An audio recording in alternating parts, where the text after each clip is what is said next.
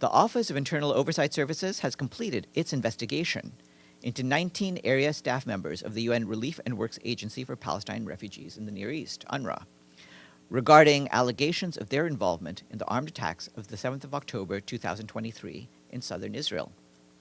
OIOS made findings in relation to each of the 19 UNRWA staff members alleged to have been involved in the attacks. In one case, no evidence was obtained by OIOS to support the allegations of the staff members' involvement, while in 9 other cases, the evidence obtained by OIOS was insufficient to support the staff members' involvement. With respect to these 10 cases, appropriate measures will be taken in due course in conformity with UNRWA regulations and rules. In respect of the remaining 9 cases, the evidence obtained by OIOS indicated that the UNRWA staff members may have been involved in the armed attacks of the 7th of October 2023. The employment of these individuals will be terminated in the interests of the agency. When you say evidence obtained indicates that they were involved in the armed attacks, I think we all like to know to what degree. What kind of evidence is it, and what do you know? Well, I don't have specific information about the specific allegations.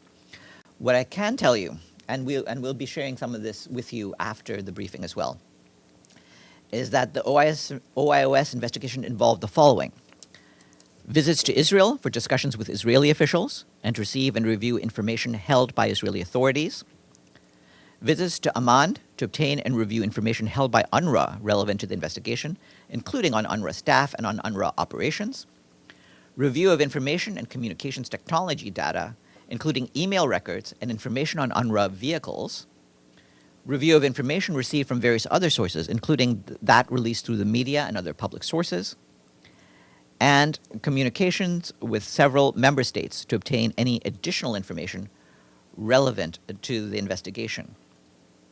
However, one thing I'd like to point out is that since information used by Israeli officials to support the allegations have remained in Israeli custody, OIOS was not able to independently authenticate most of the information provided to it. What do we make of the fact that you say may? That means that you do not have conclusive evidence they were, but there's enough indicating they might have been? I mean, it's a word that needs to be clarified, if you don't mind. Well, it is exactly what I would say. That again,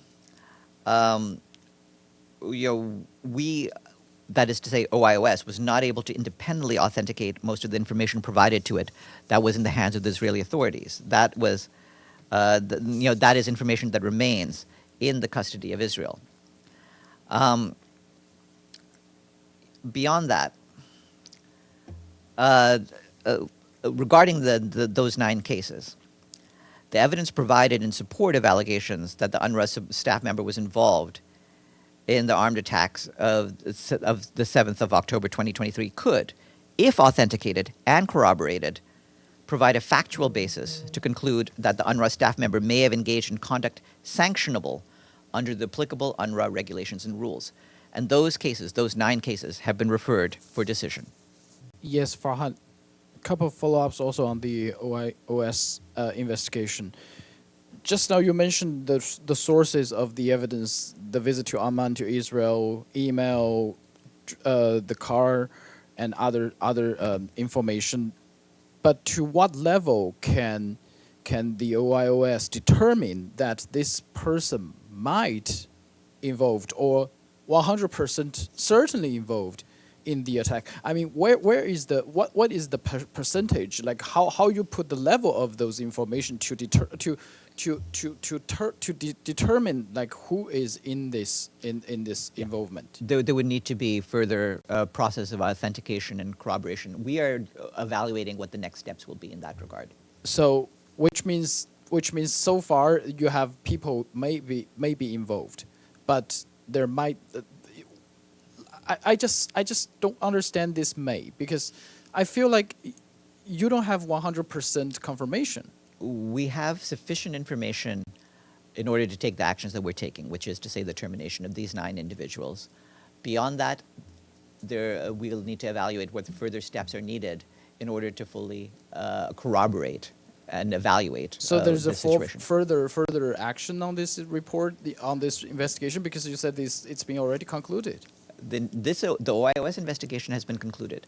There may be further action taken, and we'll need to see how that is done. Right.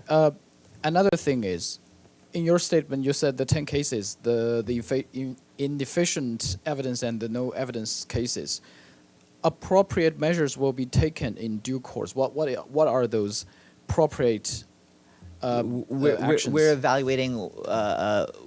We're evaluating what to do with those staff members now that there's no sufficient evidence linking them. So to their October 7th. employment is now still on hold.